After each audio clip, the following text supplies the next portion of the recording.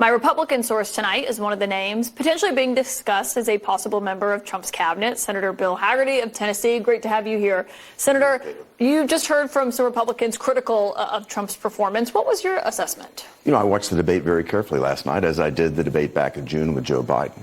I think President Trump actually won the debate because I think the American people didn't get a chance to hear at all how Kamala Harris can explain the pivoting of every single position that she's taken. That's what we were there to hear, and I think the basic question, the fundamental question, is the question that President Trump put to the audience at the end. Is America better off under the Biden-Harris administration? Or are they better off under his administration? I think the answer is clear. We didn't get at that. Kamala Harris never explained to us how Americans would be better off, and in fact, almost two-thirds of Americans say that the country's headed in the wrong direction. I don't think we heard anything last night that would make us think that anything different is going to come about. Are you one of the Republicans who wishes that he had articulated that at the beginning of the debate instead at the end? Obviously, at the beginning, it's the height of people watching. That is an argument that other Republicans believe is more effective. It's an outstanding argument, but at the very beginning, Kamala Harris promised to unpack and explain all of the policy positions that she's changed on. And then she proceeded to explain none of them. President Trump was assaulted with all kinds of lies and misinformation. And he's trying to deal with that at the same time, get his points across. And I think he did a good job of turning back and trying to let the American people see that policies under his administration made their lives better off. If you think about it, the economy was growing at almost twice the rate of any other major economy in the world after he took office. If you think about what's happening right now, our economy is in a very bad place. Americans are hurting under President Trump. Every American was doing better. Their real wages went up, blue-collar workers more than white-collar workers.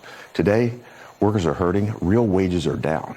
Harris does have her fair share of policy reversals, but isn't it Trump's job to bring that up, to push her on that while he's on the debate stage with her? Well, he certainly attempted to do that last night, but he was doing that in the face of moderators that were fact-checking him right, left, and center, and never fact-checking her.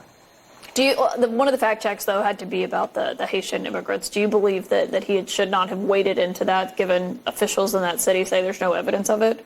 Well, you talk about evidence. I've heard conflicting reports. There's conflicting evidence. There's a lot of information on the internet that this is happening. But here's the real problem. Yeah, but no real credible evidence. Here's the credible evidence. In Springfield, Ohio, the governor is sending in state troopers and millions of dollars to deal with a problem that's happening across America. I mean, the question is, have you been into an emergency room lately? Have you tried to find a teacher that can teach English as a second language in a school?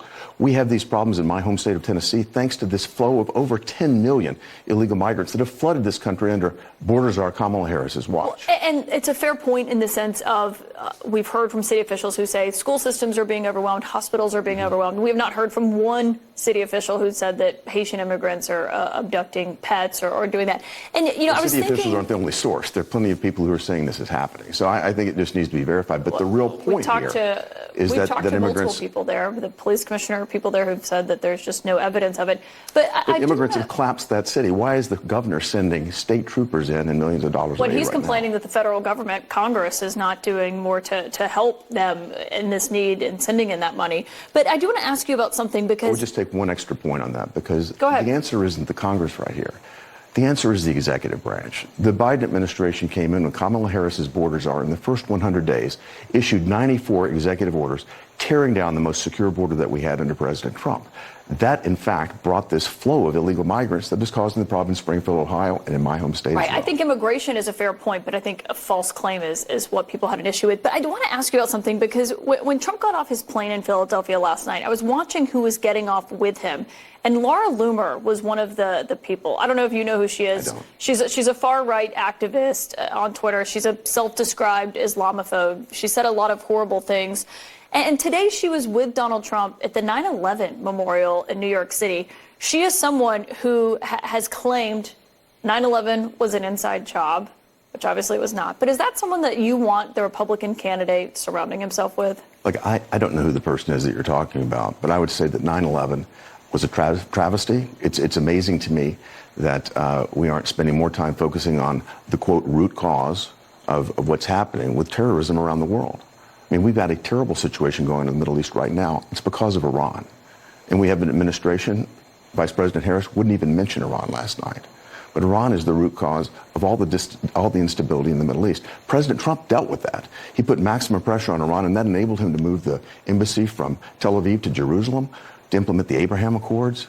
What we saw is peace breaking out in the Middle East. Now that Biden comes in, Harris comes in, Iran is now flooded with cash, and they're causing terrorism throughout the Middle East. But my question is, does someone who has spread 9/11 conspiracies and claimed that Islam is a cancer and celebrated the deaths of migrants, does she belong at the 9/11 memorial or on the plane with Donald Trump? Now, we have freedom of speech in America. And again, I don't know this person's positions, but I will tell you, we need to get at the root cause of terrorism. And Iran is the biggest sponsor of terror in the world.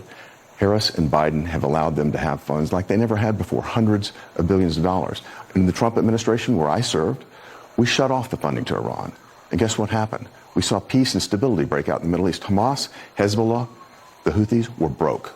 We weren't seeing what we see right now. The Biden administration comes in, fails to enforce sanctions, and this is exactly what happens. Go back to Afghanistan. The instability that we're seeing in Ukraine is a direct cause of that terrible decision made by Harris. But the Biden administration didn't change the sanction. A lot of those sanctions that Trump put in place after he left the nuclear deal. They just don't enforce them. That's the difference. We've got to leave it there. Senator Bill Hagerty, thank you for your time Kaitlan, thank you for having me.